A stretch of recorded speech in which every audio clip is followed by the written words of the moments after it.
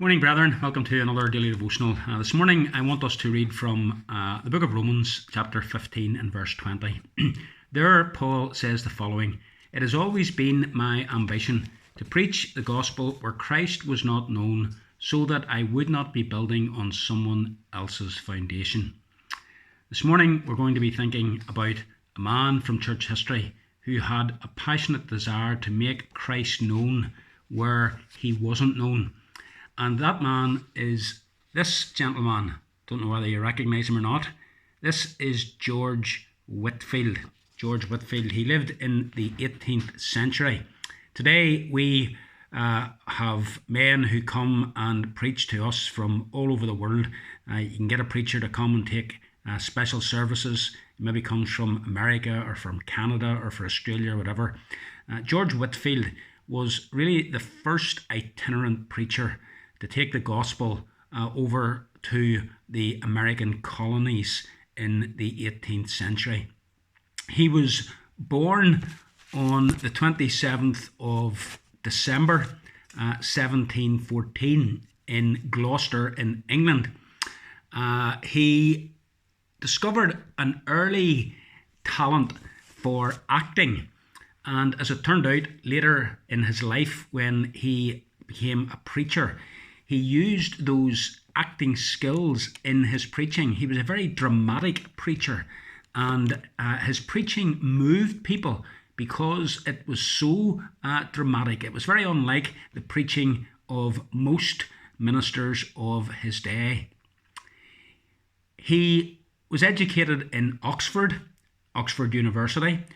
He went there as a servitor, and a servitor was the lowest form of undergraduate that you could get. Basically, he served other undergraduates. He was so poor he couldn't afford the fees, and he was educated free of charge, but had to earn his lessons by looking after and caring for and carrying the books of some of the other students. He was converted as a result of meeting up with John and Charles Wesley in what was known as the Holy Club in Oxford.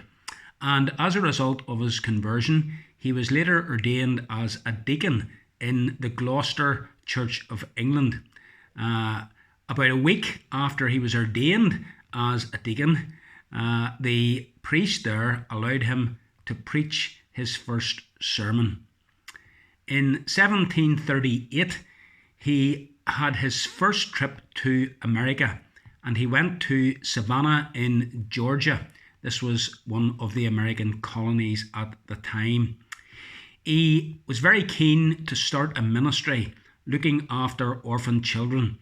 And so when he returned to England, he sought to raise as much money as he could in order to build an orphanage. He preached in Bristol to the miners in an open-air gathering, and many of those miners were converted.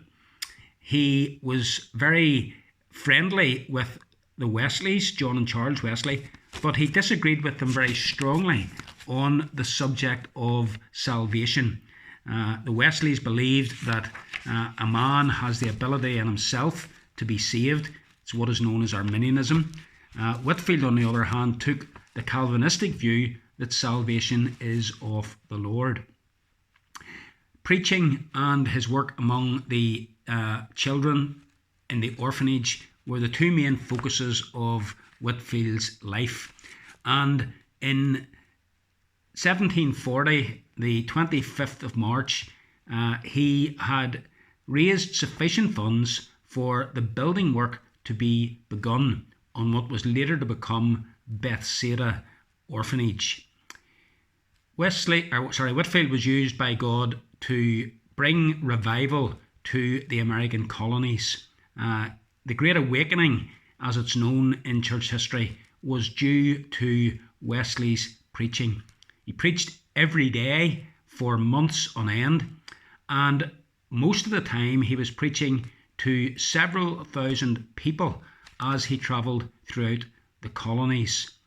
As I say, he was a strong Calvinist, but whilst he was a strong Calvinist insisting that salvation was a work of God, he nevertheless true to Calvinism, freely offered the gospel to sinners. His passion was to take the gospel to people who had not heard it.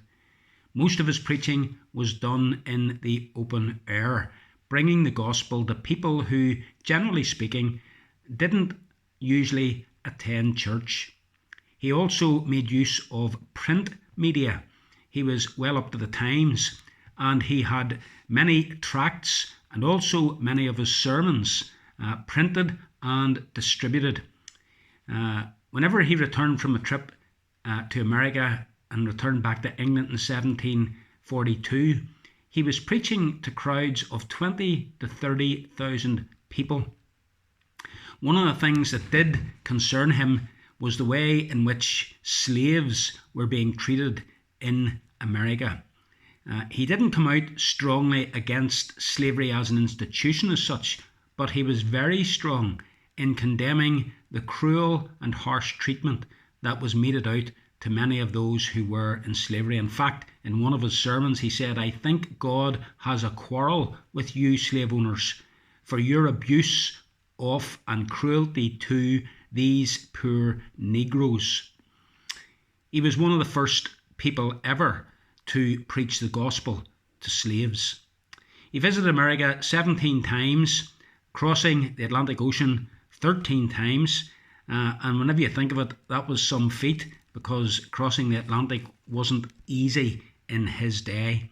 He preached over 18,000 sermons, and believe it or not, he even came twice to Ireland to preach. He died in 1770 on the 30th of August. And even though he was in very poor health at the end, he preached almost right up until his death. Having preached one day, the next day he died. Wesley took his funeral sermon. One of Whitefield's great legacies is that he was a man who was keen to bring the gospel to people who had never heard it, and also keen to bring the gospel to the lower reaches of society. He wasn't against, and he didn't think it was wrong to bring the gospel to those who were in the upper sections of society, but he was concerned for those who were at the lower ends of society. He had a passionate desire to bring the message of the gospel to those people. Used mightily by God, the work of the gospel had a great revival in the American colonies, and George Whitefield was the man that God used to revive his work in those days. So what can we learn from Whitefield? Well, we can learn that it's vitally important, like him, to think about and to take steps to bring the gospel to those who have never heard. It's also important for us to think about people who don't come to church and to see how best we can bring the gospel to them. Whitefield used printed media. He went out to meet people where they were in order to bring the gospel to them. And perhaps we need to think about these things as we seek to follow Christ's command to take the gospel to all the nations. So George Whitefield, a man greatly used by God, a man who, under God, brought spiritual revival to a part of the world, and surely we long for God to bring revival in our day. I hope you have a good day, brethren. Every blessing.